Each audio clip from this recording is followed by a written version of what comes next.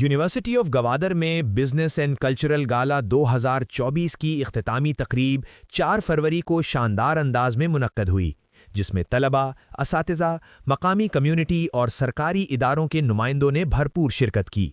تقریب کی صدارت vice chancellor professor doctor Abdul Razzaq Sabir نے کی، جبکہ بریگیڈیئر وقار احمد قریشی مہمان خصوصی تھے۔ دیگر معزز مہمانوں میں D I G police Imran Qureshi, pro vice chancellor doctor Syed Manzoor Ahmed اور چیئرمین ڈسٹرکٹ گوادر شیخ مختار شامل تھے۔ وائس چانسلر نے گالا کے کامیاب انعقاد پر منتظمین، طلباء اور فیکلٹی کو سراہتے ہوئے صوبائی حکومت، گورنر بلوچستان، ضلعی انتظامیہ اور گوادر پریس کلب کا شکریہ ادا کیا۔ مہمان خصوصی بریگیڈیئر وقار احمد قریشی نے کہا کہ ایسے ایونٹس نوجوانوں کی صلاحیتوں کو اجاگر کرتے اور قومی ترقی میں ان کے کردار کو مضبوط بناتے ہیں۔